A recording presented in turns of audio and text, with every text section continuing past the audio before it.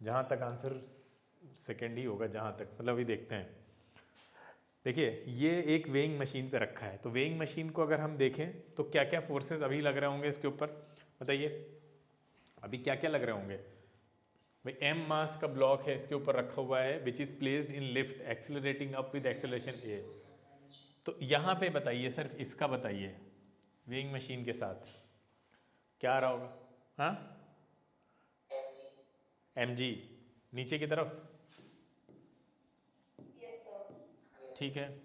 अब देखिए ओवरऑल ये ऊपर की तरफ एक्सेलरेट कर रहा है, तो नेट फोर्स की जरूरत पड़ेगी यहाँ पे हमें। नेट फोर्स जीरो तो नहीं है यहाँ, है ना, बोलो।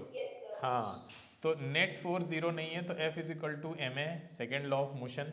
अब नेट फोर्स कितना है ये F बताएगा हमें नेट फोर्स, तो नेट फोर्स ऊपर की तरफ है ना, अरे ऊपर की तरफ जा रहा है ना ये, तो ऊपर की तरफ कितने फोर्स से जा रहा है वो कैसे पता चलेगा हमें। पूछ क्या रहा है, reading on the weighing machine, तो ऊपर कितने फोर्स से जा रहा है ये कैसे पता चलेगा।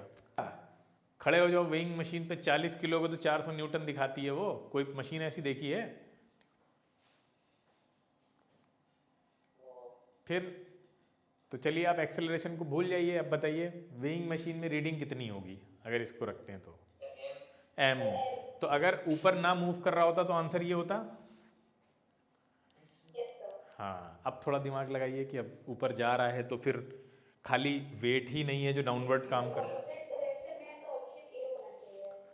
ऑप्शन ए होना चाहिए, कैसे आएगा मतलब। हाँ सर हाँ हाँ बताओ। दो माले पे चले जाओ या एक माले पे, मतलब रीडिंग तो सेम ही आएगी। अरे लिफ्ट में रखा है ऊपर जा रहा है, उसमें हाँ तो सर वही, तो सेम वही रीडिंग थोड़ी सी हो जाएगी, मास तो सेम ही रहेगा। करें रीडिंग सेम आएगी। तो वैसे मास थोड़ी अलग हो जाएगा। एक्सेलरेशन से अफेक्ट होगी नहीं होगी reading, acceleration due to gravity से अफेक्ट होती है नहीं होती है रीडिंग, बोलो। नहीं होती है, एक्सेलरेशन ड्यू टू ग्रेविटी से अफेक्ट होती है रीडिंग या नहीं। सर वेट की मास की। अरे यार सिंपल वेट पूछ रहे हैं, रीडिंग ऑफ वेट बोल रहा है, देखो यहाँ मतलब तुम लोग इतने गधे हो और हमसे बार बार पूछ रहे हो मास की या वेट की, क्या लिखा है। वेइंग मशीन की रीडिंग पूछ रहा है सिंपल, हाँ। तो उस वेइंग मशीन को अगर हम एक्सेलरेशन ऐसी लिफ्ट में उठा के रख दें जिसमें जो एक्सेलरेटेड हो ऊपर की तरफ, तो क्या रीडिंग पे कोई असर नहीं पड़ेगा, हैं। देखो ध्यान से हम बनाते हैं FBD, ये बहुत गलत बात है, चिंताजनक बात है आप लोग जो आज कर रहे हैं। आप लोगों ने सीरियसली या तो वीडियो नहीं देखा है तो फिर ऐसे ही देखा है, मतलब FBD आप नहीं बना पा रहे हैं। बताओ इस पे लगने वाले फोर्सेस कौन से हैं। सबसे पहला इसका वेट नीचे mg काम कर रहा है, ऊपर इस नॉर्मल रिएक्शन लग रहा होगा। बताओ अगर, अब सुनो ध्यान से, अगर ये अगर ये अगर ये ऊपर मूव नहीं कर रहा है, स्टेशनरी है, then n should be equal to mg, बोलो। और इसी से रीडिंग आती है कैसे, आप n को डिवाइड कर दीजिए g से तो m आ जाता है, बोलो। ये सब पता है हमको, है ये तो होता है। अब सिनेरियो ये नहीं है, सिनेरियो ये है कि ये भाई साहब ऊपर मूव कर रहे हैं, और अगर ये मूव कर रहे हैं then n can not be equal to mg, बोलो। n mg के बराबर कैसे हो सकता है, तो सिंपल सी बात है। अरे यार सुनते जाओ ध्यान से, समझना बहुत ज़रूरी, हर बच्चे को समझ में आना चाहिए।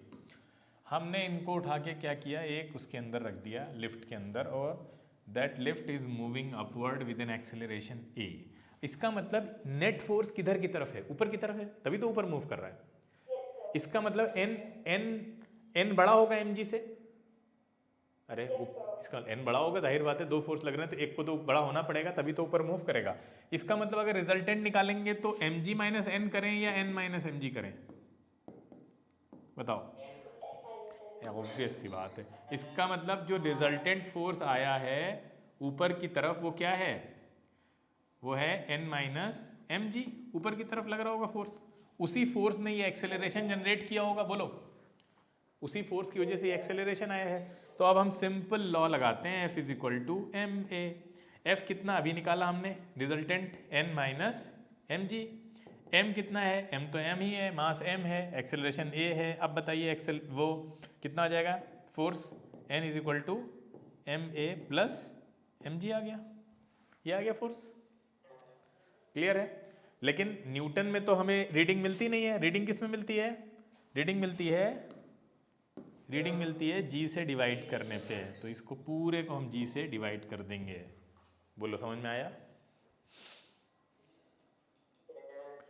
तो, तो कौन सा आंसर है, पहला भी नहीं है, तीसरा भी नहीं है, चौथा भी नहीं है, सेकंड है। हाँ, देख लो इसको ध्यान से, इसमें कोई बात ऐसी हो जो ना समझ में आई हो बताओ, फिर से बता दें। बहुत अच्छा क्वेश्चन है, समझ में आना चाहिए। क्लियर। क्यों नहीं हो पा रहा था, हम सिंपल एफबीडी नहीं बना रहे। एफबीडी बनाया, कोई इसमें स्यूडो फोर्स लगा है, स्यूडो फोर्स की बात की हमने इसमें, कोई ना ही करने की ज़रूरत है। क्या ज़रूरत है, स्यूडो फोर्स तब आता है जब, कोई बताएगा, अब नहीं बोल रहे हैं। नहीं नहीं नहीं नहीं, देखें कौन बताएगा स्यूडो फोर्स कब आएगा। वन बाय वन बेटा, वन बाय वन। और कोई, अब रिजुल थोड़ी कॉम्प्लिकेटेड लैंग्वेज यूज कर रहा है, और कोई बोलेगा स्यूडो फोर्स कब आएगा।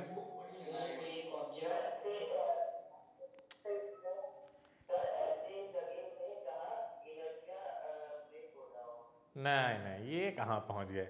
हाँ, अक्षत को बोलने दो, अक्षत को बोलने दो। हाँ अक्षत बताओ अब। क्या बता रहे हो। कोई ऑब्जेक्ट लिफ्ट के अंदर मूव कर रहा है सर, तो एक एक पर्सन उसको लिफ्ट के अंदर से देख रहा है सर, और एक पर्सन बाहर से इसको सिंपली बेटा इतना बोलो कि ऑब्जर्वर जब आएगा, जब ऑब्जर्वर आएगा तब स्यूडो फोर्स और नॉन स्यूडो फोर्स की एंट्री होगी। जब तक ऑब्जर्वर नहीं है तब तक हम स्यूडो फोर्स की बात नहीं कर रहे हैं। ऑब्जर्वर ही तो आता है तभी तो बात होती है कि वो ऑब्जर्वर कहाँ खड़ा है, उसका फ्रेम ऑफ रेफरेंस क्या है और बॉडी कहाँ खड़ी हुई है। इसको याद रखिए, स्यूडो फोर्स में ऑब्जर्वर का होना बहुत ज़रूरी है, क्योंकि अपीयर होता है ना स्यूडो फोर्स तो, और अपीयर हो रहा है तो किसको हो रहा है, कोई वो जिसको महसूस हो रहा है वो होना बहुत ज़रूरी है। वो कौन है, वो है ऑब्जर्वर। तो जब तक ऑब्जर्वर नहीं आएगा तब तक स्यूडो फोर्स नहीं लगेगा। क्लियर है। और ऑब्जर्वर का फ्रेम ऑफ रेफरेंस और जिसको देख रहा है वो, उसका फ्रेम ऑफ रेफरेंस अलग भी होगा। ठीक है, तो दोनों चीज़ें ज़रूरी है, एक तो ऑब्जर्वर का होना ज़रूरी है और स्यूडो फोर्सेस का मतलब फिर वो फ्रेम ऑफ रेफरेंस का मसला है। तो खाली फ्रेम ऑफ रेफरेंस से नहीं है जब तक ऑब्जर्वर नहीं होगा। तो इसको टू द पॉइंट आपसे कोई पूछे तो कहते हो ऑब्जर्वर होना चाहिए। हाँ, ऑब्जर्वर नहीं है, अगर ऑब्जर्वर को ले आएंगे तो फिर हम स्यूडो फोर्स की बात करेंगे। ठीक है, जो कि हम लोग आपको बता भी चुके हैं, हम लोग कर चुके हैं। नहीं, वो ज़रूरी नहीं है, सही बात है। तो मोशन ऑन इंक्लाइंड प्लेन, ठीक है, ये हम लोग डिस्कस करने जा रहे हैं। आगे चलते हैं। ठीक है, देखिए ये फोर्सेस, जो फोर्सेस इसके ऊपर लग रहे हैं वो कौन कौन से होते हैं। बॉक्स के ऊपर जो फोर्सेस लगते हैं ये देखिए यहाँ पे। सबसे पहले बॉक्स जहाँ पे इंक्लाइंड है उसकी वजह से नॉर्मल रिएक्शन फोर्स लग रहा होगा, है ना। क्लियर है। देखिए यहाँ पे समझाते हैं, इस पे आते हैं।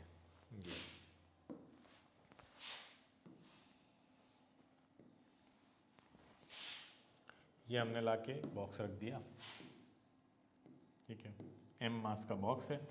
अब इस बॉक्स पे सबसे पहले ऊपर की तरफ लग रहा होगा नॉर्मल रिएक्शन, ठीक है, सरफेस की वजह से। ठीक है, इसका वेट यहाँ काम कर रहा होगा, बोलो सही है, एम जी, बोलो इतना, ठीक है ना। अब देखिए अगला क्या है। अब देखिए ये बॉक्स जो है वो दो वेक्टर आपको दिख रहे हैं साफ साफ। एक ये फोर्स वेक्टर जो उसका वेट की वजह से नीचे है, और एक ये जो नॉर्मल रिएक्शन है वो ऊपर है। इस बॉक्स की जो मोशन है वो इन दोनों के बीच में ही होगी कहीं ना कहीं। बोलो, बता चुके हैं ना रिजल्टेंट वेक्टर निकालने का तरीका क्या होता है, ये क्लियर है। उस इन दोनों के बीच में एक ऐसे लग रहा है, एक ऐसे लग रहा है। अब इसका जो रिजल्टेंट होगा, ये जो मूव करेगा बॉक्स, वो इधर इधर नहीं भाग सकता। क्लियर है, इनके बीच में ही मोशन होगी ना उसकी, ऑब्वियस सी बात है। दो वेक्टर हैं, उसको इधर की तरफ, ये इधर की तरफ है, तो ये बीच में ही कहीं मूव करेगा। अब यहाँ पे आपको दिख रहा है कि ये इसमें mg, ये mg इसकी तरफ लग रहा है। अब ये जो mg का वेट है, अब ये नॉर्मल रिएक्शन तो इसको उड़ा के नहीं ले जाएगा। बोलो इतनी बात क्लियर है भाई, नॉर्मल रिएक्शन इसको उड़ा के नहीं ले जाएगा। इसका मतलब है ये जब स्लाइड करेगा तो उसके लिए कहीं ना कहीं mg के ही कंपोनेंट जिम्मेदार हैं। बोलो भाई, ये नीचे आएगा ना, अरे यार सिंपल सी चीज है, क्लियर है, ये नीचे आएगा। अच्छा नीचे आएगा तो ये mg ही जिम्मेदार है ना नीचे खींचने के लिए उसको। अब mg पूरा का पूरा तो नहीं खींच रहा है, इसका मतलब mg के कंपोनेंट निकलेंगे यहाँ पे जो उसको खींचेंगे। तो अब mg लग ऐसी जगह पे रहा है तो इसके कंपोनेंट कैसे बनते हैं, यानी एक कंपोनेंट mg का ये होगा और एक कंपोनेंट ऐसे होगा। बोलो ऐसे रिजॉल्व होते हैं ना वेक्टर्स। देखिए ध्यान से, हम लोग क्या करते थे भाई, वेक्टर्स को पहले जैसे मान लीजिए एक ऑब्जेक्ट होता था, ध्यान से सुनो, एक इधर लग रहा है फोर्स इस पे, मान लीजिए 5 न्यूटन का, और एक इधर लग रहा है 5 न्यूटन का। तो उसको फिर हम लोग क्या करते थे, रिजल्टेंट बीच में कहीं जाता था, बोलो रिजल्टेंट निकालते थे। लेकिन अगर मान लीजिए रिजल्टेंट दे रखा है तो उसको भी हमें रिजॉल्व करना आता था नहीं आता था, बोलो इसमें और इसमें वर्टिकल और हॉरिजॉन्टल आता था ना। वापस से फिर से ब्रेक करो तो यहाँ पे देखो वही चीज हो रही है, mg दे रखा है, mg दे रखा है और mg को अब हमें दो कंपोनेंट में रिजॉल्व करना पड़ेगा, पता करना पड़ेगा कि ये दो ओरिजिनल कौन कौन से वेक्टर हैं जिनसे ये mg उसका रिजल्टेंट बना हुआ है। तो अब देखिए यहाँ अब ये कैसे करेंगे, इसके लिए हमें एंगल पता होना चाहिए। अब मान लीजिए ये थीटा है, आपको ऐसे दिया हुआ है, ये थीटा एंगल है। अब अगर ये थोड़ी ज्योमेट्री लगेगी यहाँ पे, खुद सोचो, इसको हम आगे बढ़ाते हैं, ठीक है, इसको हम थोड़ा सा ऐसे कर लेते हैं, यहाँ पे ध्यान से देखो, इसको मिटा देते हैं। ये mg लग रहा था तो mg को थोड़ा और नीचे करके ऐसे लगा देते हैं। अब देखिए ये 90 होगा, बोलो क्लियर है, अरे ये थीटा है तो ये 90 होगा, सीधा आ रहा है। अच्छा ये 90 है तो ये 90 माइनस थीटा होगा, ध्यान से सुनो, अरे ऑब्वियस ही बात है, 90 थीटा 90 माइनस थीटा। अच्छा ये 90 माइनस थीटा तो ये तो पूरा 90 होगा क्योंकि तो परपेंडिकुलरली रिजॉल्व हुए हैं, ध्यान से देखो, ये देखो पूरा 90 है, ये पूरा एंगल तो 90 है, उसका इतना सा हिस्सा 90 माइनस थीटा तो बाकी थीटा होगा नहीं होगा भाई, ये पूरा 90 है ना, तो इतना 90 माइनस थीटा तो बाकी थीटा बचा।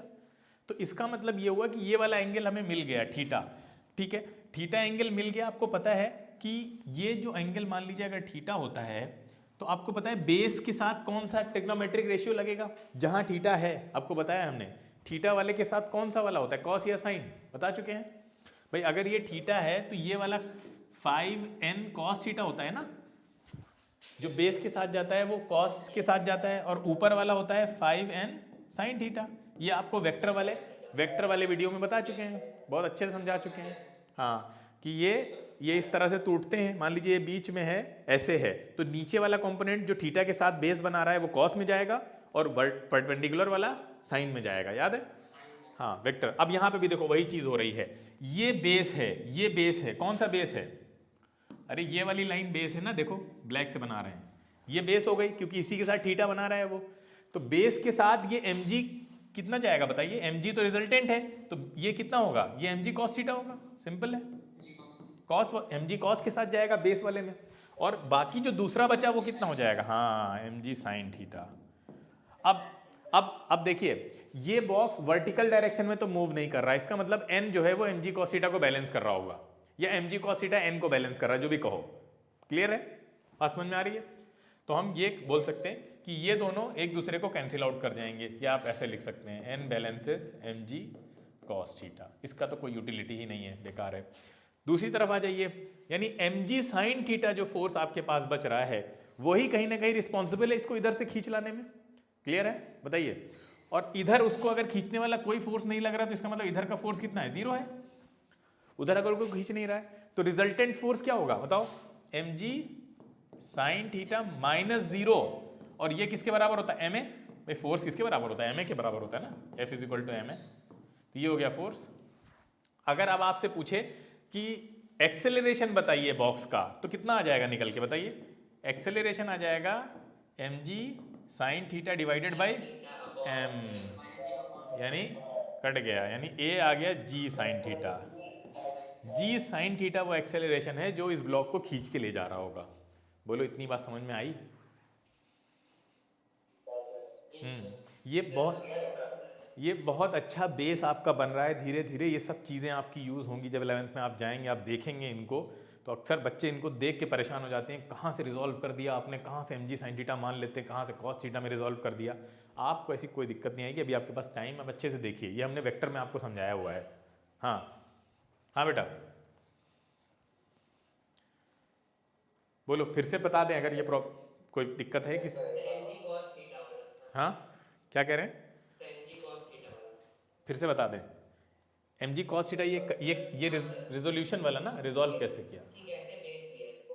हाँ नहीं, इसको बेस इसलिए लिया क्योंकि थीटा यहीं पे आ रहा है ना, जहां थीटा आएगा बेस थीटा के पास वाला होगा, क्योंकि एंगल तो बेस के साथ ही बन रहा है ना यहाँ पे। मतलब यहाँ पे हमने रूल लगाया है कि बेस एंगल, बेस उसको मानते हैं जिसके साथ थीटा बन रहा हो। तो यहाँ थीटा किसके साथ बन रहा था? इस वाली लाइन के साथ बन रहा था। तो बेस के साथ थीटा जाता है, मतलब बेस के साथ कॉस थीटा कैसे गया, ये समझना चाहते हो? बेस के साथ कॉस थीटा कैसे, ये हमने वेक्टर वाले वीडियो में बताया हुआ है, उस वीडियो को देखो। तुम लोग यही करते हो, मतलब मना करते हैं कि वीडियो जरूर देखा करो, ऐसा मत करो। वीडियो देखो, वेक्टर वाला वीडियो जो हमने शेयर किया, वेक्टर वाला वीडियो देखिए, उसमें हमने बहुत डिटेल में समझाया है कि कैसे mg cos थीटा हमने बेस के साथ हम cos थीटा क्यों लेते हैं, और दूसरी वाली लाइन जो परपेंडिकुलर है उसको हम sin थीटा क्यों लेते हैं, ये हमने उसमें समझाया। हाँ और क्या बताओ? हाँ बोलो।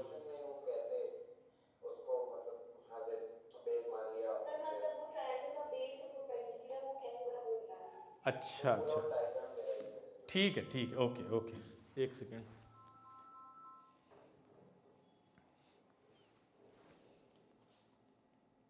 वो तो समझ में आई गई थी कि ये इधर जो आ रहा होगा, ठीक है, मैंने देखा मैसेज भेजा उन्होंने।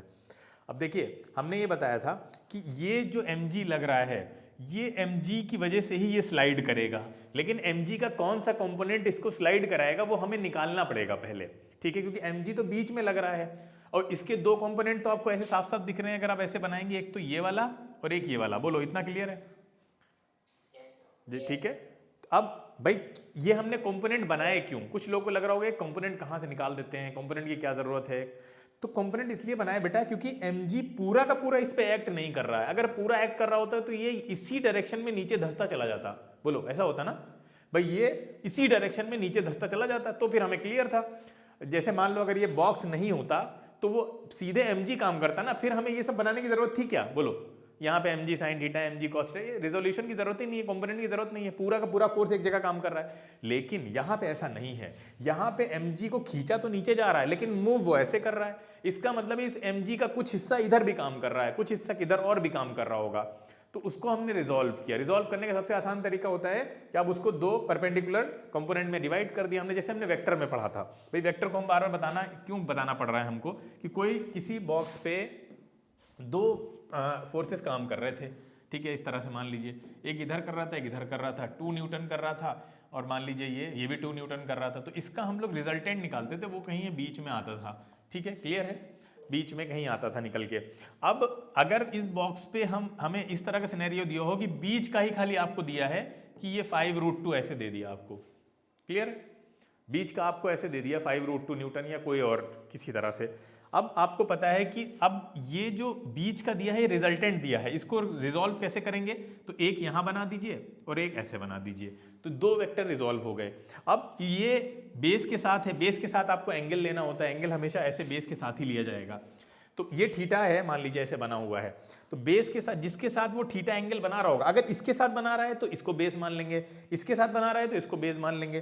तो वो जिस भी लाइन के साथ थीटा एंगल बना रहा है उसके साथ आप क्या लगा देंगे, 5√2 cos थीटा, और जिसके साथ नहीं बना रहा है उसके साथ लिख देंगे सिर्फ और सिर्फ साइन थीटा। अब यहाँ थीटा की वैल्यू रख देंगे, जो भी अगर दे रखी होगी तो ठीक, नहीं दे रखी तो हमने इधर उधर उसके जो रिजॉल्व कर दिया, इसको बोलते हैं रिजॉल्व करना। अब यहाँ पे भी हमको रिजॉल्व करने की जरूरत पड़ेगी। ये एंगल अगर थीटा है तो अब आप इसको रिजॉल्व तब कर सकते हैं जब आपको ये एंगल या ये एंगल में से कुछ पता हो, है ना, बोलो, तभी कर सकते हैं ना, ये एंगल पता हो या ये एंगल पता हो आपको। तो अब देखते हैं थीटा किस पे जा रहा है, किस एक ही एंगल आपको दे रखा है ये वाला थीटा, तो हम इससे ज्योमेट्री की मदद से इन दोनों एंगल को निकालने की कोशिश करेंगे। तो हमने ये थीटा है तो ये एंगल 90 है, ये 90 है, तो इतना सा जो एंगल है ये वाला, ये होगा 90 माइनस थीटा। क्लियर है? हाँ बिल्कुल क्लियर है ना, यही तो होगा 90 माइनस थीटा। अब ये वाला कुछ लोगों को कंफ्यूजन हो रहा होगा कि यार ये लाइन यहाँ से निकली है, ये लाइन यहाँ की नहीं है, एक्चुअली ये लाइन है यहीं की, ठीक है, वो बनाने में ऐसा हो जाता है, हाँ ये ऐसे जा रहा होगा और ये लाइन इसी के पैरेलल है, ठीक है, ध्यान रखना ये बिल्कुल पैरेलल होता है, ये वाला जो कंपोनेंट है बिल्कुल पैरेलल होता है। तो अब यहाँ पे ध्यान से देखिए, ये mg लग रहा था, ये तो क्लियर है, ये लग रहा था mg, ठीक है, मैं mg को फिर से बना देता हूँ, ये mg लग रहा था, ध्यान है, ये देखिए 90, तो ये वाला एंगल जो है वो 90 माइनस थीटा। आप ध्यान से देखो, कुछ लोगों को वहाँ कन्फ्यूजन हो रहा होगा, ये 90 माइनस थीटा तो ये थीटा होगा। बोलो इतना क्लियर है सब बच्चों को जिनको डाउट था? Geometry, simple geometry. अब देखिए थीटा कहाँ मिला हमको, यहाँ मिला। अब कुछ लोग कहेंगे कि हम यही एंगल क्यों ले रहे हैं, ये क्यों नहीं ले सकते? बोलो कहेंगे या नहीं कहेंगे? नहीं कहेंगे तो कोई दिक्कत नहीं है, उधर चलते हैं। नहीं कहेंगे। नहीं कहेंगे? अरे कहना चाहिए यार, ये तो गलत बात है, हैं? Yes, sir, please. हाँ ये कहेंगे, क्यों नहीं कहेंगे भाई? ये आप क्यों नहीं ले रहे हैं भाई? ये तो दोनों एंगल में से आप सिर्फ थीटा के साथ पार्शियलिटी कर रहे हैं, आप ये इधर क्यों जा रहे हैं, इधर क्यों नहीं ले रहे हैं? बिल्कुल सही बात है, चलिए इसको ले लेते हैं। लेकिन एक रूल तो क्लियर है ना, जिसको लेंगे उसका बेस मानेंगे, और बेस में हमेशा क्या रहेगा, कॉस या साइन? कॉस रहेगा। तो चलिए इसको ले लेते हैं, इसको लेंगे तो ये एम जी कॉस कितना, 90 माइनस थीटा, बोलो। हाँ, और ये वाला कितना होगा? अरे ये वाला कितना होगा? अरे M G sine 90 minus theta, अरे यही तो होगा। क्लियर है ये वाला, हमने इसको लिया है ना। अब बताइए कॉस 90 माइनस थीटा क्या होता है? Sine theta. Cos 90 minus theta होता है साइन थीटा। ये आपको पढ़ाया जाएगा, अगर आपको अभी नहीं पढ़ाया गया है, पढ़ाया। और M G sine 90 minus theta क्या होगा? Cos theta. आ गया वही, वही आ गया, बदलेगा नहीं। आप चाहे जो लगा लीजिए, आप इसको मान लीजिए, इसको मानिए, आएगा वही। ऐसा थोड़ी ना है कि इधर करने पे कुछ और आ रहा है, उधर करने पे कुछ और आ रहा है। अगर कॉन्सेप्ट क्लियर है तो कैसे भी कर लो, कोई दिक्कत नहीं है। बोलो इतना समझ में आया? आप इस थीटा, आप अगर इस थीटा को लेते तो इधर तो भी M G cos theta direct आ जाता। आपने इसको थीटा लिया तो फिर आपने 90 माइनस थीटा में फिजूल में अपना थोड़ा काम बढ़ा लिया कि वो अब उसको 90 माइनस थीटा वाला फॉर्मूला भी पता होना चाहिए आपको, फिर कन्वर्ट करें हम। ठीक है, इसमें क्या है कि थीटा को लेने में फायदा ये है कि कन्वर्ट नहीं करना है आपको, इधर ही बेस मान लिया आपने, वो कॉस थीटा हो गया। अल्टीमेटली आना कॉस थीटा ही है। ठीक है, चाहे कान इधर से पकड़ो, ऐसे पकड़ लो, या ऐसे पकड़ो घुमा के, बात एक ही है। ठीक है, क्लियर है? दर्द तो होगा। हाँ हाँ, दर्द तो होगा अगर नहीं समझोगे सही से तो। बोलो अब आप बताओ इसमें क्या दिक्कत है? कोई दिक्कत नहीं है, आगे चलते हैं। देखिए उसके आगे क्या समझाया था हमने कि रिजल्टेंट फोर्स की बात कर रहे थे। ये दोनों तो एक दूसरे को कैंसिल आउट कर देंगे, एन और एम जी बराबर हो जाएंगे, क्योंकि बॉक्स इधर तो ना इधर जा रहा है ना इधर जा रहा है, तो इन्होंने कैंसिल आउट कर दिया। अब ये इधर मोशन हो रही है, सिर्फ इधर मोशन हो रही है, तो इधर वाला फोर्स तो जीरो है, कुछ लग ही नहीं रहा है। तो रिजल्टेंट क्या होगा? अगर हम F is equal to M A लिखें तो इसमें F क्या आएगा, रिजल्टेंट फोर्स क्या आएगा? वो आएगा एम जी, इधर का फोर्स यानी M G sine theta, minus zero है उधर, इक्वल टू हो जाएगा एम ए। तो यहाँ से ए निकाला जा सकता है आसानी से, जो कि हम लोगों ने निकाला था। ठीक है, M A is equal to हो जाएगा एम जी साइन थीटा, और ए हो जाएगा आपके एम एम कैंसिल हो जाएगा जी साइन थीटा। यानी ये ब्लॉक जी साइन थीटा के एक्सेलरेशन से किधर मूव करेगा? जी साइन थीटा के एक्सेलरेशन से किधर मूव करेगा? इधर मूव करेगा। बोलो अब समझ में आया? सबको? हाँ, चलिए फिर आगे चलते हैं। ये देखिए इसमें भी यही चीज़ें सब बनी हुई हैं और ये तो अब समझ में भी नहीं आएगा सही से, तो इसको छोड़ देते हैं। ठीक है, आगे चलते हैं। समझ तो आ ही गया हम लोग को। चलिए भाई ये क्वेश्चन जल्दी से करके बताइए अगर आपको समझ में आ गया है, पढ़ लीजिए।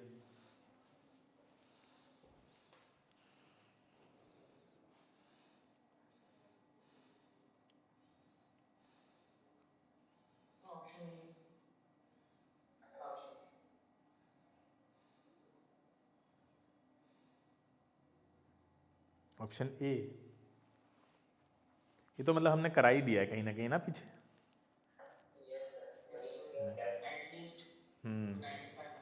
देखिए एक्सेलरेशन ब्लॉक का तो हमने निकलवा दिया था पीछे, और नॉर्मल कांटेक्ट पूछ रहा था। नॉर्मल कांटेक्ट को कौन बैलेंस करेगा? नॉर्मल कांटेक्ट को जी साइन थीटा बैलेंस, जी कॉस थीटा बैलेंस करेगा। बोलो सबको समझ में आ रहा है ना? ये क्वेश्चन करा चुके हैं अभी पीछे, सेम उसी को क्वेश्चन के फॉर्म में डाल दिया है उन्होंने। इस पे ये इधर लग रहा है एम जी, इधर लगेगा एम जी कॉस थीटा, और इधर लगेगा एम जी साइन थीटा, और ऊपर लगेगा नॉर्मल रिएक्शन। खत्म, normal reaction M G cos theta को बैलेंस करेगा, और ये जी साइन थीटा हमने पहले निकलवा दिया है, तो यही आंसर हो जाएगा आपका। कोई डाउट है तो पूछ लीजिए दोबारा, आगे चलते हैं। एक्सप्लेनेशन क्या है इसका? अरे आ जाओ जल्दी। ये देखो एक्सप्लेनेशन यहाँ पे लिखा हुआ है पूरी तरह जैसे हम लोगों ने किया था इसको, तो इसमें भी टाइम वेस्ट करने की ज़रूरत नहीं है। आगे चलते हैं। ठीक है, पूरा एक्सप्लेनेशन यहाँ पे लिखा हुआ है, तो आप लोग ये नोट्स बनाते टाइम ध्यान रखिएगा तब आपको दिखेगा ये अच्छे से, तो आप इसके नोट्स तब बना सकते हैं। ठीक है, हम आगे चलते हैं। स्ट्रिंग बेस्ड क्वेश्चन पे आ जाते हैं। इंक्लाइन प्लेन वाले क्वेश्चन तो हमने समझ लिया, बेसिक समझ लिया, अभी हम बेसिक समझ रहे हैं, फिर हम सब मिलाएंगे सारे कॉन्सेप्ट्स को, उस पर कॉम्प्लेक्स क्वेश्चन बनाएंगे। ठीक है, देखिए स्ट्रिंग वाले क्वेश्चन हैं जो भी हम लोग करने जा रहे हैं। स्ट्रिंग में टेंशन वाले जो क्वेश्चन होते हैं कैसे होते हैं। हाँ देखिए, block of mass m is attached with ideal string. Ideal का मतलब होता है जिसका स्ट्रिंग का अपना कोई मास ना हो। Find tension eight point A, ठीक है, और पॉइंट B। 4 ऑप्शन दे रखे हैं। देखिए टेंशन के बारे में आपको बताया जा चुका है कि मासलेस अगर नेग्लिजिबल मास की स्ट्रिंग है तो through out the string tension same रहता है। ठीक है, अब FBD बनाना, FBD बना लीजिए, ज़्यादा आसान है। FBD बनाना सबसे अच्छा चीज़ है, FBD बनाइए। ठीक है, अलग अलग बनाइए FBD। सबसे पहले अलग अलग स्ट्रिंग उठा लीजिए। पहले तो मान लेते हैं बॉक्स के साथ में M है और यहाँ पे कौन सी स्ट्रिंग है, A वाली है ना। ये स्ट्रिंग कौन सी है, A है। तो पहले A स्ट्रिंग के बारे में मान लेते हैं, समझ लेते हैं। अब इसको नीचे कितना लग रहा होगा बताइए, mg लग रहा होगा। और इस mg को कौन बैलेंस करेगा, यहाँ पे लगने वाली टेंशन T1 मान लेते हैं। तो अगर ये स्टेशनरी है तो ये T1 किसके बराबर हो जाएगा, mg के। क्लियर है, T1 mg के बराबर हो जाएगा अगर ये स्टेशनरी है, कहीं मूव नहीं कर रही है, सिंपल है। तो T1 के पास टेंशन आ गई, ए पॉइंट पे टेंशन आ गई कितनी, mg। अच्छा ऊपर चलते हैं, उसका FBD बनाते हैं। अब आप देखिए यहाँ पे B है और B के ऊपर नीचे देखिए क्या है, यहाँ पे A था और यहाँ पे था आपका ब्लॉक, ये देखिए M। अब B पॉइंट पे जो है वो उसके नीचे पूरा कितना वेट काम कर रहा है देखना है, क्योंकि उसके ऊपर जो टेंशन है वो पूरे को बैलेंस कर रही है। तो नीचे कितना पूरा वेट काम कर रहा है, अरे नीचे एक तो mg तो हाई है और एक टेंशन भी तो है, ये T1। अरे ऊपर A को अगर मान रहे हैं तो ऊपर है, लेकिन B के हिसाब से देखा जाए तो ये तो नीचे ही की तरफ जाएगी। बोलो M को सपोर्ट कर रही होगी, नहीं, क्या होगा, हाँ क्या होगा, किसका मैसेज, पेरेंट्स आर वेटिंग। हाँ हाँ जाओ जाओ जाओ जाओ, जिसके पेरेंट वेट कर रहे हैं वो जाए। अरे बिल्कुल जाओ, बस भी क्लास भी एंड कर रहा हूँ मैं। ठीक है, क्लास भी एंड कर रहा हूँ मैं, टाइम हो गया है, तो इसको हम लोग बाद में भी देखेंगे। पहले बस ये क्वेश्चन देख लेते हैं, समझ लेते हैं उसको। तो जाएँ बच्चे, रिकॉर्डिंग तो मिल ही जाएगी। देखो तो यहाँ क्या होने वाला है बताइए, ये M काम कर रहा है ना, और कोई मास है क्या, ये स्ट्रिंग तो मासलेस है, बोलो नहीं है ना, तो स्ट्रिंग तो मासलेस है। तो B के ऊपर जो टेंशन मान ले T2 होगा वो भी किसके बराबर आ जाएगा, यहाँ से देखो ध्यान से, mg के। हाँ तो आप समझ में आया पूरी स्ट्रिंग में टेंशन कैसी होगी, सेम mg। यहाँ पे भी mg आ रहा था, यहाँ पे भी mg, क्यों, क्योंकि स्ट्रिंग का मास नहीं है ना अपना कोई। अगर स्ट्रिंग का मास होता तो सोचो B के नीचे मास बढ़ जाता ना, इतनी स्ट्रिंग का भी तो मास ऐड होता ना इसमें। अरे यार हाँ, और अब बी के ऊपर जो टेंशन होती है उसको ज्यादा मास को बैलेंस करने के लिए नहीं, टेंशन ज्यादा होती, जैसे जैसे आप ऊपर बढ़ेंगे टेंशन बढ़ती चली जाती, क्योंकि उसके नीचे का मास ज्यादा होता। सबसे ज्यादा टेंशन तो यहाँ पे होती, लेकिन कब, अगर स्ट्रिंग मासलेस नहीं होती। क्लियर है, स्ट्रिंग का भी मास होता, लेकिन सिंस स्ट्रिंग इज मासलेस तो फिर आप पूरी स्ट्रिंग में कहीं भी बढ़ते चले जाइए, हर जगह आपको टेंशन कैसी मिलेगी, एक जैसी मिलेगी। इतनी बात समझ में आ रही है, बोलो क्लियर है। हाँ चलिए, अच्छी बात है। तो आंसर क्या होगा बताओ इसमें से, पहला दूसरा तीसरा चौथा कौन सा होगा, सी, बिल्कुल, तीनों दोनों बराबर। हाँ ये देखिए एक्सप्लेनेशन भी आपको दे रखा है। ठीक है, स्ट्रिंग के मासलेस होने की वजह से ये हुआ है और कुछ नहीं है। हाँ अब बताइए, देखिए यहाँ पे ध्यान से कह रहा है 2 blocks of mass 4 kg and 6 kg are attached in a vertical plane with the help of ideal springs. Find the tension at points. ठीक है, इन पॉइंट्स पे टेंशन पूछ रहा है, क्या होगी, कैसे निकालेंगे। Option A, B, B. हाँ कॉन्सेप्ट बता दिया है हमने तो आसान हो जाएगा। अब ये देखिए यहाँ इसके लिए भी निकालना है, इसके लिए भी निकालना है। देखिए FBD बनाओ, FBD बनाओ, FBD बनाओ, बहुत आसान हो जाएगा। FBD बनाओ, देखिए चलिए सबसे पहले FBD बनाते हैं हम लोग 6 kg का। 6 kg पे नीचे लग रहा है 60, है ना, 60 हो गया ना mg। Yes, sir. हाँ, ऊपर टेंशन कितना होगा अगर ये स्टेशनरी है, T2 T1 मान लेते हैं, जो भी मान लो, तो T1 यहाँ से कितना आ रहा है 60, तो बहुत आसान हो गया। 60 T1 किस में है, एक ही ऑप्शन में है वैसे देखा जाए तो। अच्छा ऊपर चलते हैं, ऊपर चलते हैं तो 4 kg पे आते हैं। अब यहाँ पे जो टेंशन है मान लेते हैं इसको T2, इसके नीचे टोटल वेट कितना 10 kg है, साफ साफ दिख रहा है। इसके नीचे 4 kg है और प्लस ये 6 kg, तो ऐड करके लिख दो, बात एक ही है। ठीक है, क्लियर है। अब टी है, तो अब यहाँ पे क्या होगा देखिए ध्यान से, ये हो जाएगा 100 क्योंकि 10 mg करोगे ना 100, तो यहाँ से आपका T2 आ रहा है 100। T2 मतलब A पे टेंशन 100 है और B पे टेंशन है 60, तो A पे 100 यानी A ऑप्शन होना चाहिए, मतलब पहला ऑप्शन सही होगा। A पे 100 आ रही है टेंशन और B पे 60। बोलो समझ में आया, क्लियर है, आसान है। अच्छा हाँ, यहाँ पे हम क्या कर रहे हैं, आइडियल केस मान रहे हैं। आइडियल का केस मतलब क्या होता है, हाँ शाबाश, आइडियल का मतलब स्ट्रिंग मासलेस है। आइडियल इसीलिए क्योंकि ऐसी कोई स्ट्रिंग दुनिया में बनी नहीं है, ठीक है, दुनिया में यूज़ नहीं हो सकती ऐसी स्ट्रिंग। हो सकती है क्या, अरे सर उसका definition क्या है? है क्या है, कोई ऐसी स्ट्रिंग है अकॉर्डिंग टू ऑलमोस्ट मासलेस? कैसे बनेगी आप बताइए हमको। उसमें इलेक्ट्रॉन, ऑलमोस्ट ऑलमोस्ट मासलेस। उसमें इलेक्ट्रॉन प्रोटॉन होंगे या नहीं होंगे, यस सर। तो इलेक्ट्रॉन प्रोटॉन का मास होता है नहीं होता है, यस सर, वो तो होता ही है। तो ऑलमोस्ट कहाँ से कह दोगे तुम, ठीक है, ऑलमोस्ट कहाँ से कह दोगे। अब ये मैसिव स्ट्रिंग है और कह रहा है टेंशन फाइंड करिए इसमें, as shown in the figure find the tension in the string at point B lower end A mid point. Massive string का मतलब क्या है, ऑप्शंस भारी है, भारी है यानी मास है ना, मतलब आइडियल स्ट्रिंग नहीं है। ठीक है। ऑप्शंस ऑप्शंस क्या करोगे तुम बताओ, आंसर अपना निकाला है तुमने, मतलब तुक्के मारना है क्या ऑप्शन में। ये क्वेश्चन अच्छा है, इसमें नई चीज पता चलने वाली है। क्या लगेगा, बड़ा एम ऑन जी है, ए पे एम जी प्लस छोटा एम ऑन जी। चलो हम ये क्वेश्चन छोड़ते हैं, इसको नेक्स्ट टर्न पे कराएंगे अच्छे से, और आप लोग सोचिए इसके बारे में अच्छे से। हो गया, अरे वाह क्या बात है, बताइए भाई क्या आ रहा है।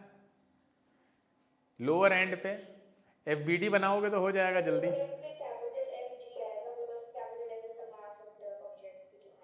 और मिड पॉइंट पे ए पॉइंट पे तो कैपिटल एम और जी प्लस 2mg, वो उसमें 2mg में m छोटा आ रहा है अपन का।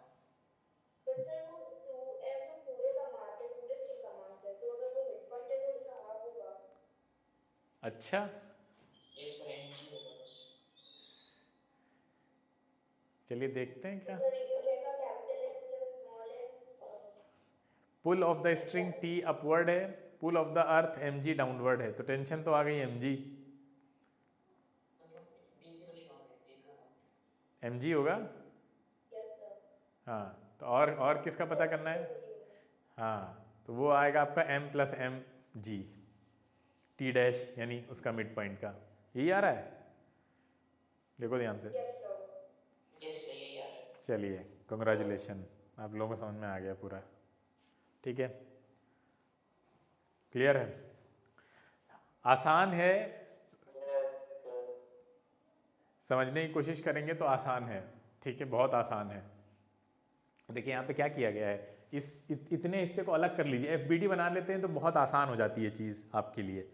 इतने हिस्से को आपने अलग कर लिया, ये इतना हाफ है ना स्ट्रिंग का, तो इतना हिस्से का मास कितना होगा, पूरे का मास m है, 2m है सॉरी, तो इतने का मास कितना हो जाएगा, स्मॉल m हो जाएगा, क्लियर है। बाकी mg तो नीचे लग ही रहा है, तो m mg में ऐड हो जाएगा, और ये बेचारी जो टेंशन ऊपर वाली है बेचारी दोनों को बियर करेगी, है ना, तो दोनों को ऐड कर देंगे, दोनों के बराबर हो जाएगा, जैसे भी हम पीछे समझ रहे थे। बोलो क्लियर है।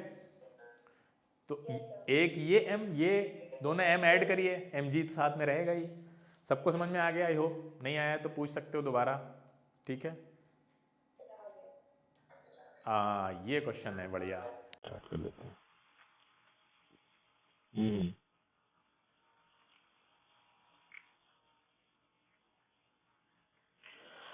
तो कह रहा है breaking tension of string 200 newton है, find the maximum acceleration of boy without breaking the string. मतलब क्या है? मतलब ये है कि ये भाई कोई भी हमने बताया ना था कि जो टेंशन है या नॉर्मल रिएक्शन फोर्स होता है वो सेल्फ एडजस्टिंग फोर्स होता है, पता है? सेल्फ एडजस्टिंग फोर्स का क्या मतलब है, समझिए ध्यान से। जैसे अभी मान लेते हैं ये आपने इसको, ये दिख रहा है ना आपको, मैं वायर दिखा रहा हूँ यहाँ पे, मेरे पास कोई स्ट्रिंग नहीं है, इसको समझ लो। अब इस स्ट्रिंग को मैंने ऐसे थोड़ा सा खींच रखा है, तो जितने फोर्स से मैं इसको खींच रहा हूँ ये टूट तो रही नहीं है, नहीं टूट रही है, नहीं टूट रही है, तो उसका क्या मतलब? उसका मतलब ये है कि इसने अपोजिट डायरेक्शन में उतनी टेंशन डेवलप कर रखी है ना। यही तो मतलब है कि मैंने इसको जितने फोर्स से खींचा है उतनी ही फोर्स, उतनी ही अमाउंट की टेंशन इसने अपोजिट डायरेक्शन में लगा दी और वो बैलेंस हो गया मेरे फोर्स से।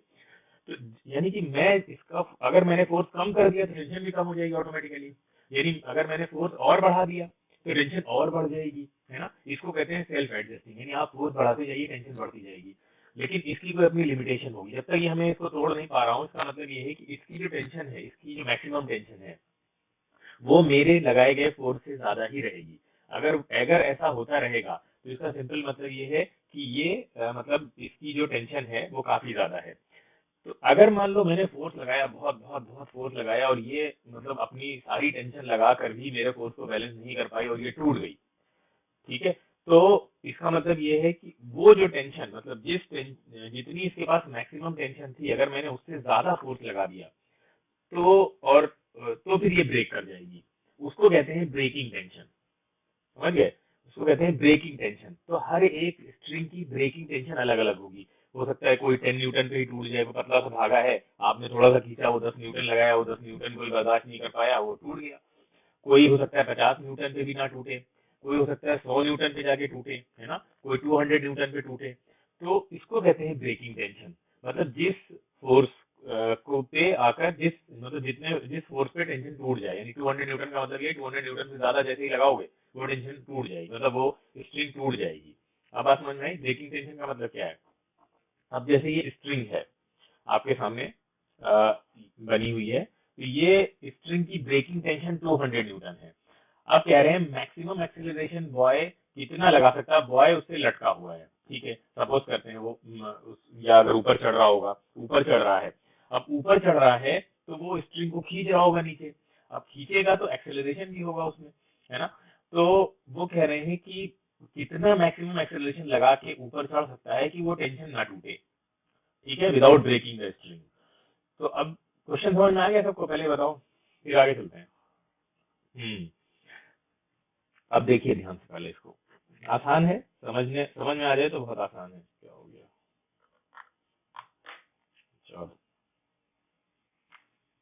ऑप्शन ए आ रहा है, एक सेकेंड, देखो यार ये चार्ज नहीं है, मुझे लगता है पेंसिल,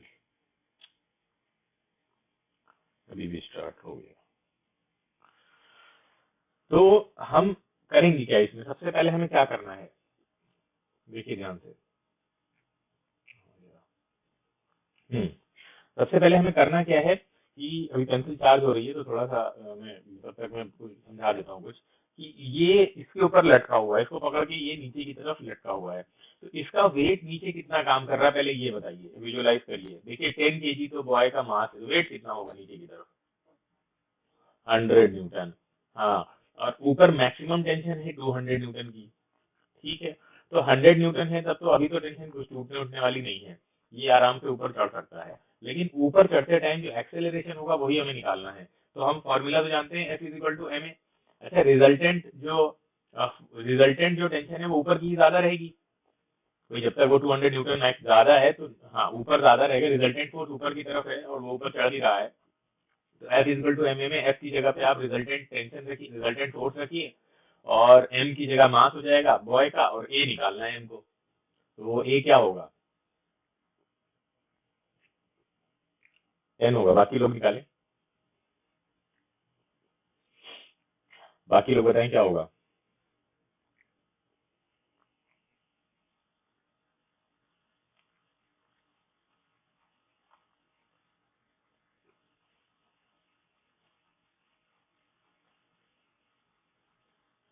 10 ही आ रहा है।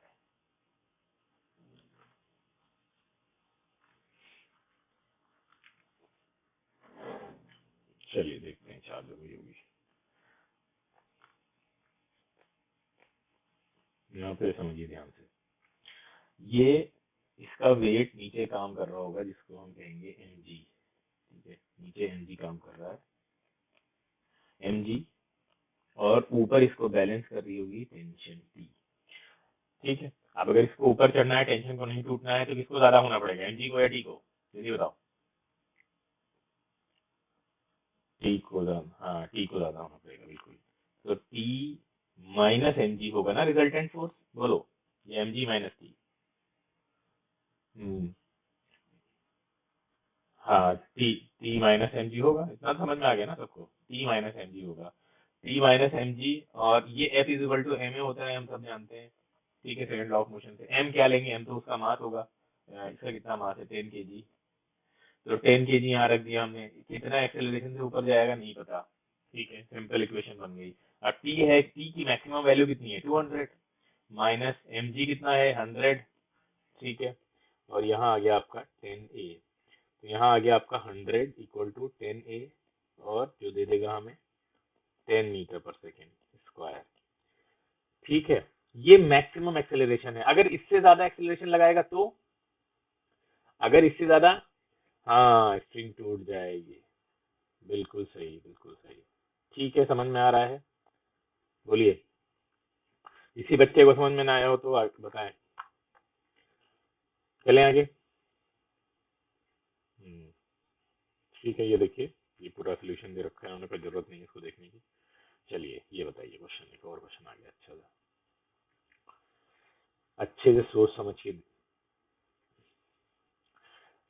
के, हम बार बार बोलते हैं ना सोच समझ के, लेकिन कुछ लोग नहीं समझते हैं।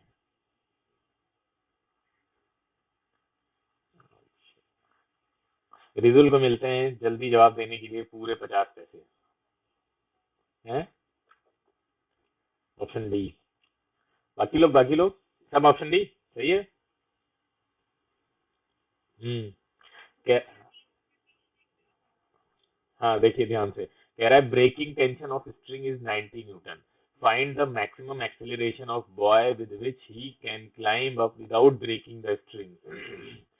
तो भाई ये भाई साहब जब इस पे जैसे ही आके लटकेंगे, वैसे ही इनके ऊपर नीचे एमजी लगेगा, हाँ एमजी लगेगा, और एमजी कितना हो जाएगा, ये अगर एमजी हो जाएगा आपका 100 न्यूटन, और ये ऊपर लग रहा है सिर्फ 90 न्यूटन, तो पकड़ते ही स्ट्रिंग टूट जाएगी, ऑब्वियस सी बात है, ठीक है, तो ये ऊपर चढ़ नहीं पाएंगे, क्लियर है। अच्छा, इस क्वेश्चन को और अच्छे से बनाया जा सकता था, पता है कैसे, बताओ कैसे, कोई बताएगा, इस क्वेश्चन को घुमा के, इस एक्सेलरेशन ऑफ द बॉय नहीं, एक्सेलरेशन यहाँ कहाँ निकाल लोगे तुम, जब वो टूट ही जाएगा तो एक्सेलरेशन तो जीरो हो गया, एक्सेलरेशन कहाँ से निकाल लेगा कोई, और कोई बताएगा इस क्वेश्चन को हम कैसे बना सकते थे, और अच्छा कैसे बना सकते थे, बताओ। यही तो सोचने वाली बात है, ये क्वेश्चन तो बहुत अभी भी दिख रहा है तो बहुत आसान था, इसको और कॉम्प्लिकेटेड कैसे बनाया जा सकता था।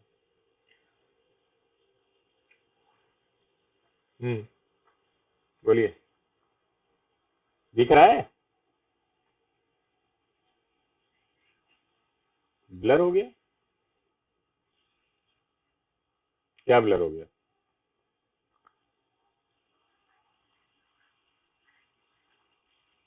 अभी सही है।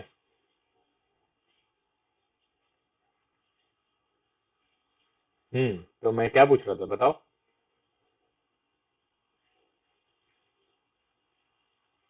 हम्म कनेक्टिविटी प्रॉब्लम आ रही है क्या, सही तो है, मेरी आंसर बिल्कुल सही है। देखो क्वेश्चन ये बन सकता था कि वो इस स्ट्रिंग से ऊपर तो नहीं चढ़ सकता क्योंकि टूट जाएगी वो पहले ही बार में, क्या नीचे आ सकता है बीच में पकड़ के कहीं से, ये बताओ, क्या नीचे आ सकता है, नीचे आ सकता है ना, बोलो भाई, नीचे आने के लिए उसको पूरा जोर से पकड़ने की जरूरत तो है नहीं, जब वो स्ट्रिंग को आप जैसे पकड़ेंगे, जितना तेज पकड़ेंगे, जितना हार्डली पकड़ेंगे, ऐसे देखिए, स्ट्रिंग को आप ऐसे ही पकड़ सकते हैं, हल्की लूज छोड़ के, बहुत टाइट भी पकड़ सकते हैं। तो आप जितना फोर्स को कम करेंगे उसी हिसाब से टेंशन एडजस्ट होती है। बोलो, सेल्फ एडजस्टिंग इसी को बोलते हैं। सोचो ध्यान से, अब अगर मान लो आप ऊपर चढ़ रहे थे तब तो आपको पूरा पकड़ना पड़ेगा, क्योंकि पूरा आपका वेट लटक जाएगा ना उस पे, उसमें आप हल्का नहीं कर सकते, आप मजबूर हैं, ग्रेविटी नीचे खींच रही है आपको। क्लियर है?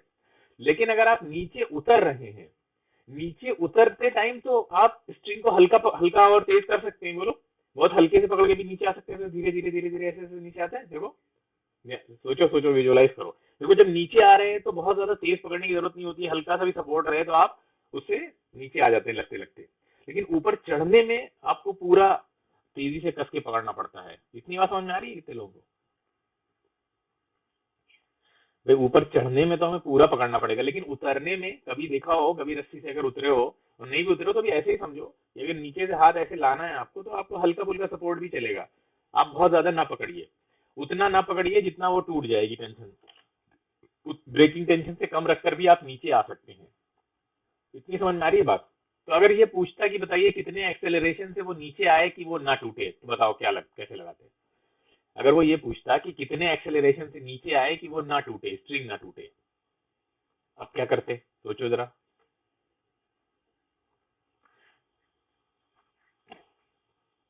आंसर 1 मीटर पर सेकेंड स्क्वायर होगा। बाकी लोग, बाकी लोग 1 क्यों होगा?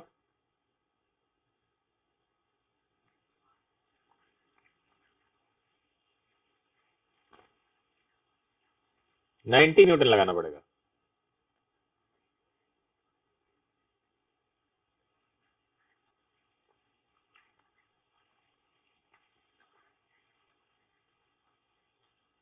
मिनिमम एक्सेलरेशन पूछ रहे हैं हम, यहाँ मैक्सिमम थोड़ी ना पूछेगा। ध्यान दो, मिनिमम एक्सेलरेशन होगा। हाँ, तो मिनिमम एक्सेलरेशन कितना आएगा बेटा? 10। 1 कितना आ रहा है? हम्म देखिए, अरे आसान है। अब जब नीचे आ रहा है वो, मान लेते हैं ये नीचे आ रहा है, जब नीचे आ रहा होगा तो रिजल्टेंट फोर्स क्या लिखेंगे आप? कैसे होगा? F=ma है। तो अब यहाँ पे 100 न्यूटन माइनस 90 हो जाएगा। देखो, नीचे मैक्सिमम एक्सेलरेशन कितना होगा, नीचे की तरफ मैक्सिमम एक्सेलरेशन कितना होगा, कोई बताएगा? नीचे की तरफ मैक्सिमम एक्सेलरेशन, हाँ, जितना वो चाहे कैसे हो सकता है? जितना कैसे हो, हाँ, जितना कैसे हो सकता है? हाँ, जी होगा, बिल्कुल सही, मैक्सिमम जी होगा, लेकिन जी तो नहीं कर सकते आप, ठीक है, टूट जाएगी स्ट्रिंग। तो मैं मिनिमम पूछ रहा है एक्सेलरेशन, तो रिजल्टेंट फोर्स आप निकालते हैं अगर, तो एम आ जाएगा यहाँ पे 10 a, तो यहाँ से आपके पास आ जाएगा 1 मीटर पर सेकेंड स्क्वायर। तो ये क्वेश्चन थोड़ा अच्छा है। इस तरह से क्वेश्चन को अगर अगर आ जाए तो ऐसे भी कर सकते हैं आप। ठीक है, समझ गए सब लोग? चलते हैं आगे, बोलिए। हम्म। ठीक है, तो अब डाउनवर्ड है तो वो साइन के ऊपर डिपेंड करता है। अगर हमने साइन ऊपर का पॉजिटिव लिया, जैसे हम लोगों ने ले रखा है नॉर्मली, ऊपर पॉजिटिव नीचे नेगेटिव, तो ये आंसर आएगा आपका नेगेटिव में।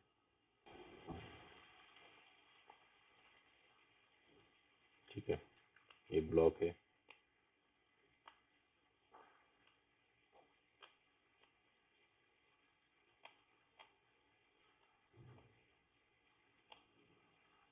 तीन ब्लॉक है सपोज करिए। ठीक है, एक है आपका 3 kg का, एक है 4 kg का, ठीक है, एक है 5 kg का। आपसे कह रहा है find acceleration of block if force is equal to 120 newton. ठीक है, ये मान लेते हैं एक बेस है नीचे जिसपे ये रखे हुए हैं, इस तरह से। क्लियर है? दिख रहा है सब? क्या पूछ रहा है? पूछ ही रहा है कि find acceleration of blocks, acceleration of blocks, also tension in a string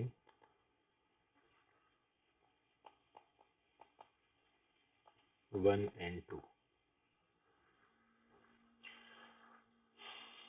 कैसे करेंगे?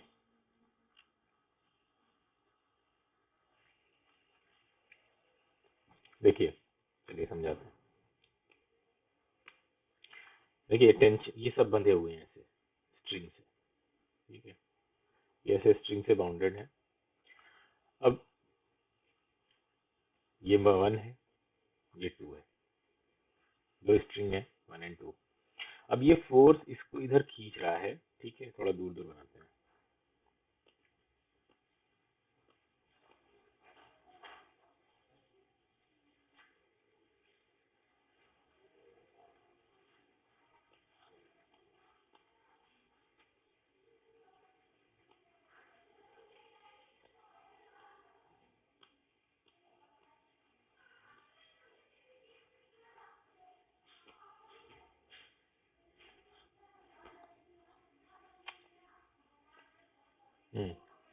ये इस तरह से है और ये स्ट्रिंग है इनके बीच में।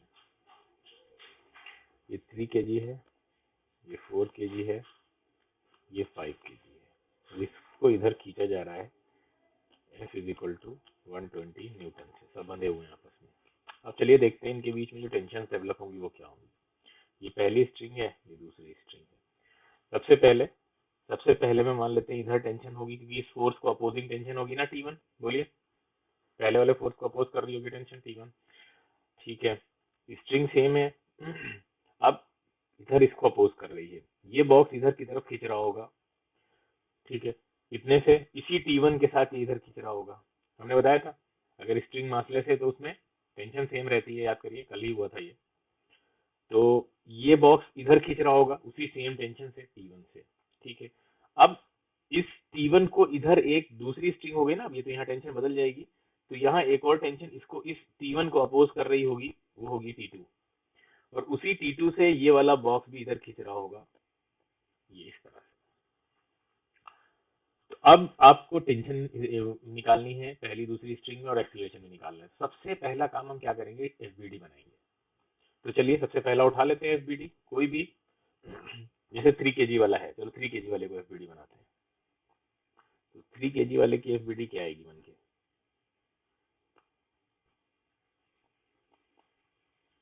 3 kg, टेंशन कितनी लग रही है इधर T2, बोलिए, यही आएगी ना? अरे बोलो भाई, यही तो आएगी। हाँ, टेंशन लग रही है, दिख नहीं रहा? अच्छा अच्छा, मैं आ गया बीच में, तो मैं वहां नहीं लिखता हूँ, यहाँ अब ठीक है, तो दिख रहा होगा।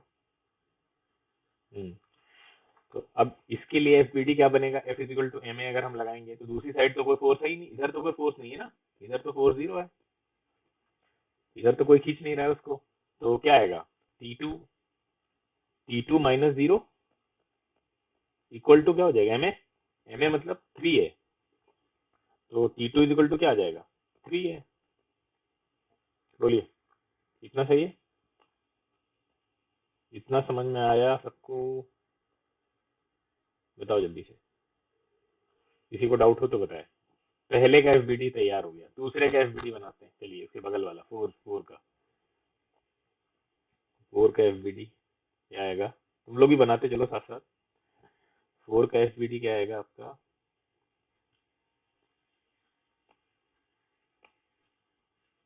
ये आ गया आपका 4 kg। और इस पे क्या क्या फोर्सेस लग रहे हैं उसको ड्रॉ करना पड़ेगा। इस पे इधर लग रहा है टेंशन T1, और इधर कितना लग रहा है, T2। देखिए ध्यान से। अब T1 ज्यादा होगा T2 से, तभी ये इधर खींचेगा। बोलो, T1 ग्रेटर देन T2 है, तो T1 ग्रेटर देन T2 है तो क्या मतलब हुआ इसका, T1 minus T2 equal to क्या आ जाएगा, 4A। देखो ध्यान से, 4A होगा। तो ये दूसरी इक्वेशन बन गई। आपको वेरिएबल मिलना है हम लोग को। अब तीसरा बचा है, यही बना लो, मैं सोच रहा हूँ, तो इसको साइड कर देते हैं थोड़ा सा, मेरे पीछे चला जाएगा ये। कोई प्रॉब्लम नहीं, आपको समझ में तो आ ही गया। आगे चलते हैं, ठीक है। चलिए लास्ट वाला बॉक्स, लास्ट वाले बॉक्स पे क्या है, 5 kg फोर्स लग रहा है इधर आपका, कितना, 120 न्यूटन, बोलो। और इधर कितना लग रहा है, T1। तो कौन सा ज्यादा होगा, 120 न्यूटन ज्यादा होगा, ऑब्वियस सी बात है। हाँ, 120 माइनस T1 इक्वल टू कितना हो जाएगा, 5A, बोलो, ये तो होगा। हम्म अब 3 हमारे पास इक्वेशन बन गई है, ठीक है। पहली इक्वेशन आपने देखी, ठीक है, पहली इक्वेशन कौन सी थी, पहली ये वाली 3A वाली इक्वेशन, ठीक है। मैं थोड़ा अपना आपको छोटा कर देता हूँ, और चलो भाई ऊपर चलो, ठीक है। तो पहली कौन सी बनी हमारे पास, ये अब बताइए तीनों से हम कैसे निकालेंगे। ये पहली थी, फर्स्ट, सेकंड, थर्ड, 3 इक्वेशन आ गई आपके पास। सबकी वैल्यू निकाल सकते हैं क्या हम, पॉसिबल है।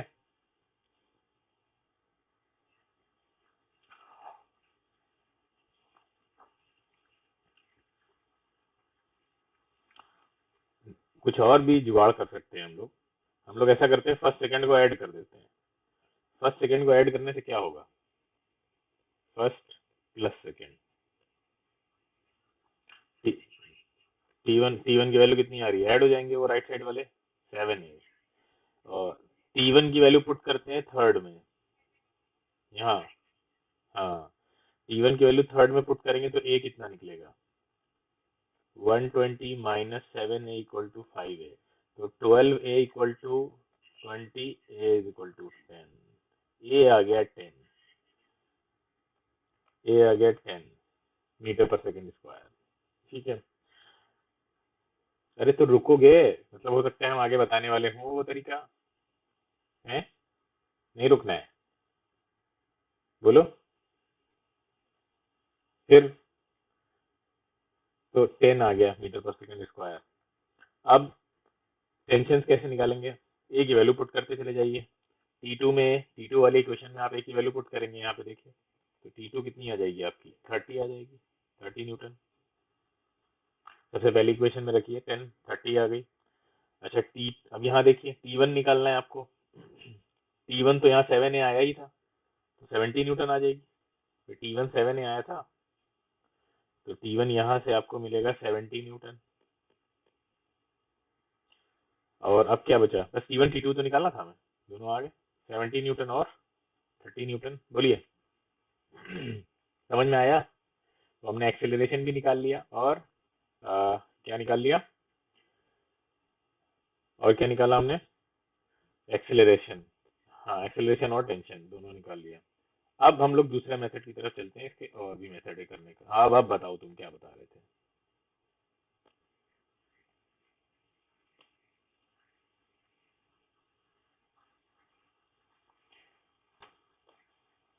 हाँ वो उसका दूसरा मेथड है, हम उसी पे चल रहे थे अभी, कि इसको हम दूसरे तरीके से भी कर सकते थे, ठीक है।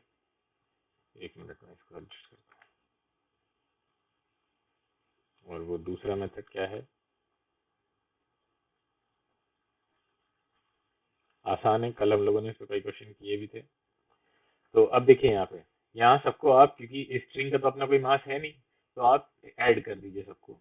अब आप सबको अगर ऐड करेंगे तो क्या होने वाला है, इन सबको ऐड कर दीजिए आप, सबको ऐड कर दीजिए। सबको ऐड करेंगे तो इसको एक आप सिंगल बॉडी मान लीजिए, ठीक है। सिंगल बॉडी, 9 3 12 है, 9 3 12 हो गया, तो 12 kg। और ये इधर लग रहा है 120 न्यूटन, इधर 0, ठीक है। तो ये जा रहा है राइट साइड पे, तो ये हो जाएगा 120 Newton minus 0 equal to 12A, है ना। तो ए आ गया यहाँ से 10 मीटर पर सेकेंड स्क्वायर, ठीक है। मासलेस स्ट्रिंग होने का ये फायदा है। क्लियर नहीं आ रहा क्या तुम लोग को वीडियो,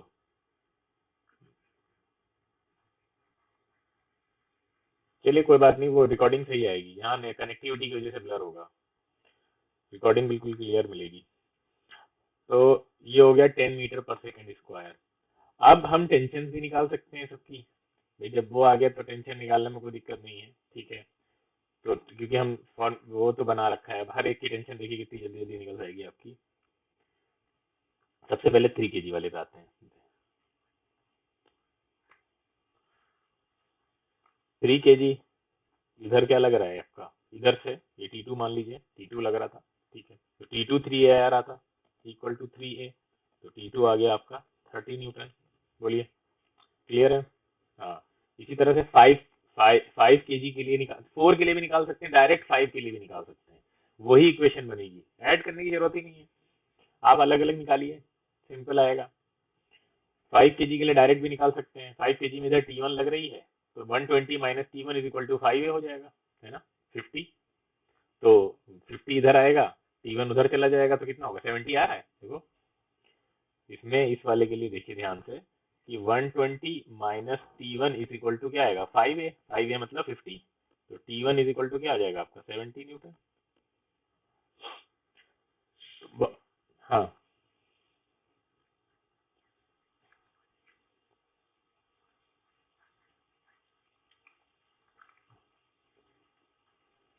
निकाल सकते हैं, मासलेस है तो कैसे भी निकाल सकते हैं, ठीक है। अब इनको हम लोग वर्टिकल डायरेक्शन में ले सकते हैं, ऐसे ही जैसे हम लोगों ने हॉरिजॉन्टल डायरेक्शन में लिया, ऐसे ही हम लोग वर्टिकल डायरेक्शन में ले सकते हैं। चलो एक वर्टिकल डायरेक्शन में लेते हैं,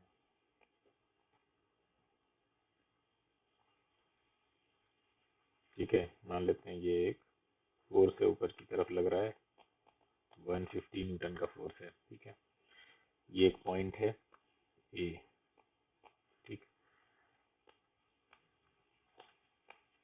ये आया नीचे स्ट्रिंग, और इससे एक बॉक्स बॉक्स एसोसिएटेड है, ये लटक रहा है, ये है आपका 4 kg, ठीक है। उसके बाद ये स्ट्रिंग और नीचे जाती है, दूसरी स्ट्रिंग मतलब फोर्स, हाँ 150 न्यूटन फोर्स,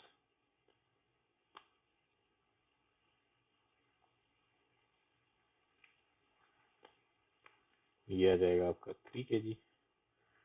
और एक और मान लेते हैं, चलिए ये आ गया आपका,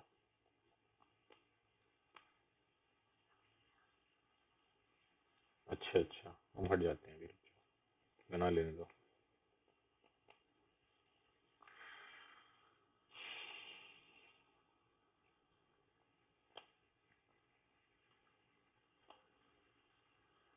दिख रहा है, ये पहली स्ट्रिंग है, ये दूसरी स्ट्रिंग है, ये तीसरी स्ट्रिंग है, ठीक है। आपसे क्या पूछ रहा है, कह रहा है 3 ब्लॉक्स हैं जिनके मास है 4 kg, 3 kg, 3 kg, एक आइडियल स्ट्रिंग से अटैच्ड है। आइडियल स्ट्रिंग का मतलब समझते हो क्या होता है, आइडियल स्ट्रिंग मतलब मासलेस स्ट्रिंग, ठीक है। ए पॉइंट पे वर्टिकली अपवर्ड एक फोर्स लगाया जा रहा है 150 न्यूटन का, ठीक है। टेंशन निकालनी है आपको स्ट्रिंग्स में, तीनों में, तीनों स्ट्रिंग में टेंशन बताइए।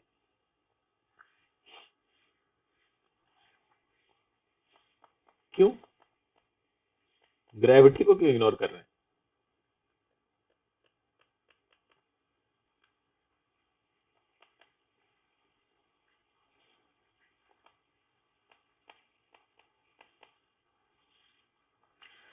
चलिए बताइए, बहुत आसान है, बहुत ज्यादा आसान है। पहले निकालिए एक्सेलरेशन, एक्सेलरेशन निकालिए,